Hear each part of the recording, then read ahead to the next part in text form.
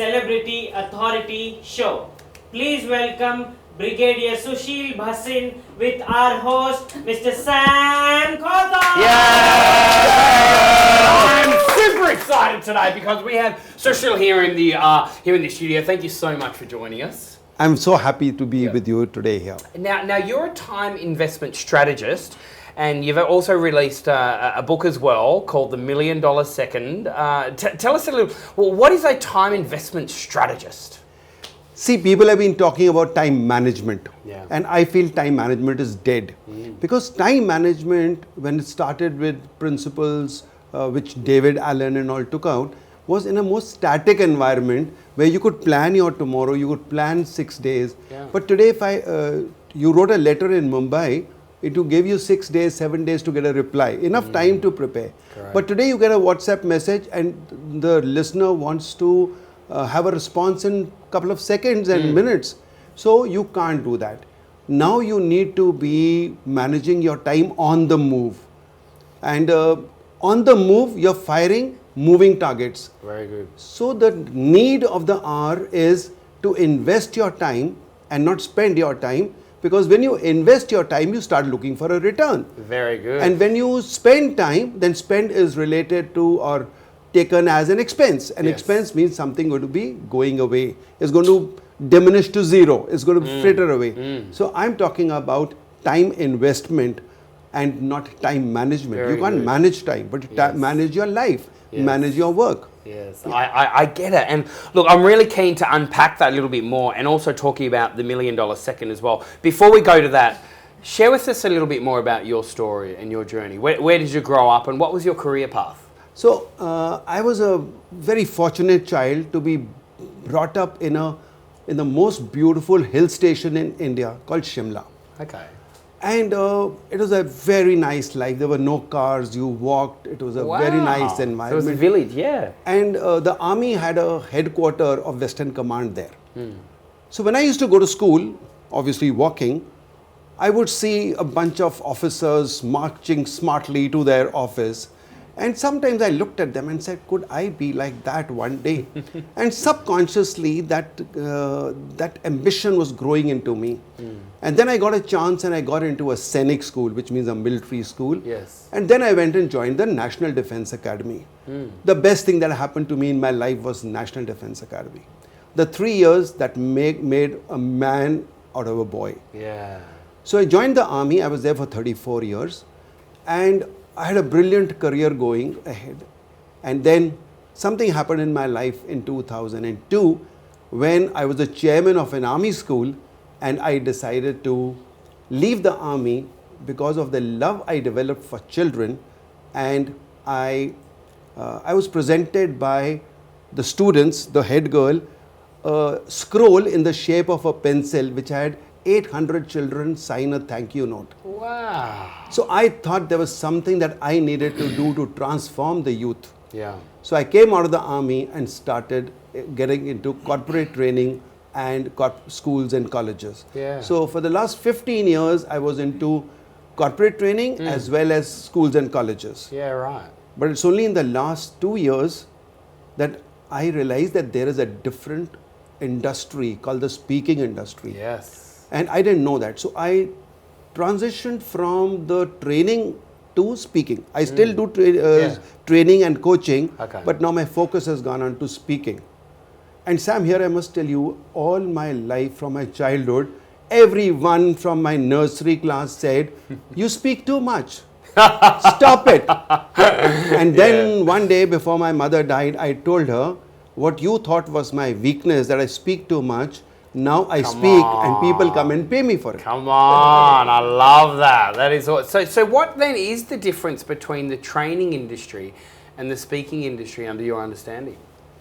So what I have understood in the last couple of years is that in the training industry, you handle about 20, 30, 40 people and you may take 1 or 2 days in a process to transform them. Okay. When my mission is to reach out to maximum people, I'm limited by the number of people whom I can train. Yes. But when it comes to speaking industry, I could be speaking to 2,000 people and giving them 1 hour of a capsule, a concentrated dose with the same level of transformation that I did in one day. Amazing. And then to top it all, I've suddenly realized when I got my first speaking gig that I got the same money for that 1 hour which I got for one day. So isn't that a great investment of time? Yeah, there you go. That's the time investment strategy. Yeah. Very good. Now, tell us more about $1 Million Minute. So $1 Million Second. Second, yes. sorry. Yes. So $1 Million Second is a book that talks about the time investment strategies, as I said, for the digital age. Not for today's world, for the emerging futuristic world. Brilliant. That, see Sam, we all come into this life for a particular period. We all know that.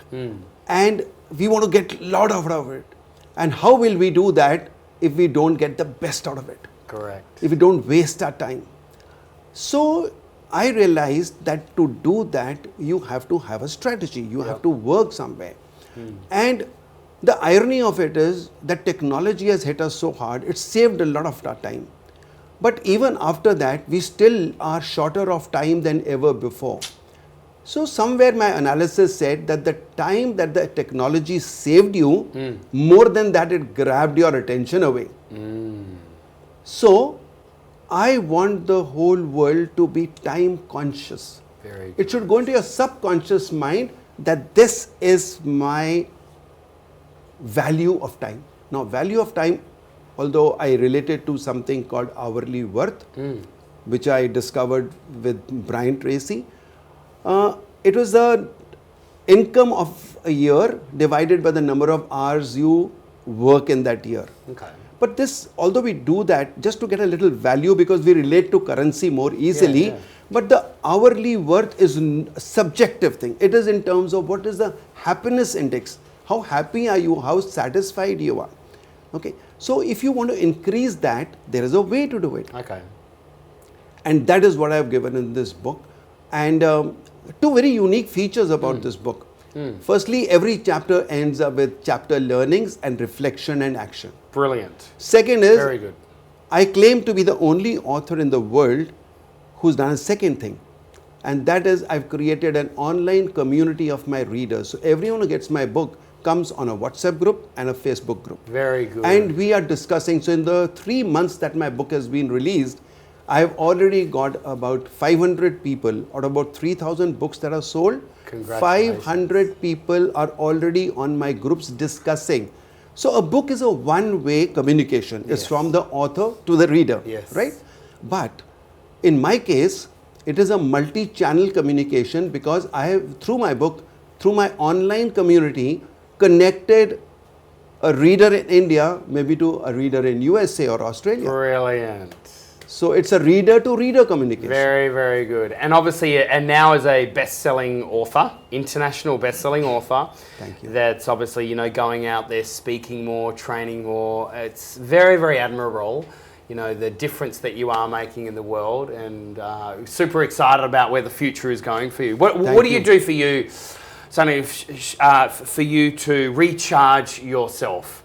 For you to operate at the level that you do have, because you're out there, you're doing extraordinary things. What do you do for you to recharge? What's your third space? So that's a place where I get embarrassed. When people say, oh, you don't even watch a movie? In my family, the whole family watches TV, and sometimes I sit there just to give them company. And they get irritated because they say, who's this? Who's this? Because I don't know who those people are. So I have nothing like that.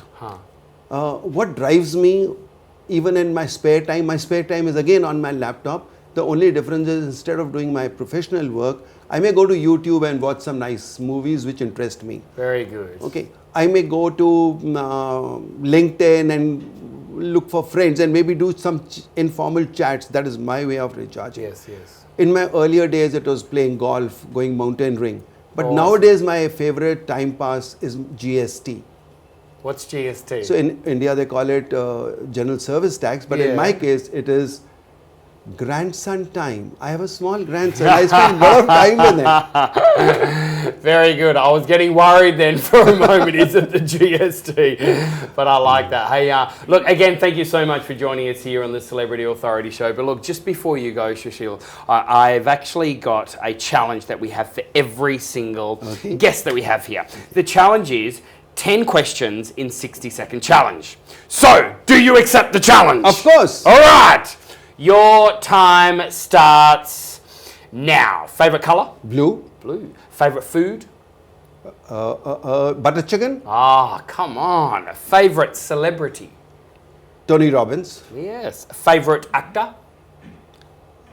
I don't really have one. No. Favorite professional speaker? Sam CAWTHORN. Oh, thank you. And no. And many more. But what I've learned from you, and when I get impacted by you, I haven't seen that impact coming from elsewhere. Thank you. Thank you. Favorite book? The Success Principles by Jack Canfield. Yes, great book. Favorite movie? Ben-Hur. Ben-Hur, that's a great movie. Favorite city? Singapore. Ooh, favorite drink? Beer. Beer. Favorite pizza topping if you like pizza?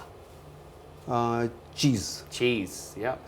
And if you could be an animal, which animal would you be? Eagle. An eagle. Why an eagle? 3 things. It has vision. Yes. It flies high. Yes. And it is tenacious. Yeah, very good. Thank you so much for joining us here on the Celebrity Authority Show. Very good. Thank you. Awesome. Very good. Come on, let's give him another hand.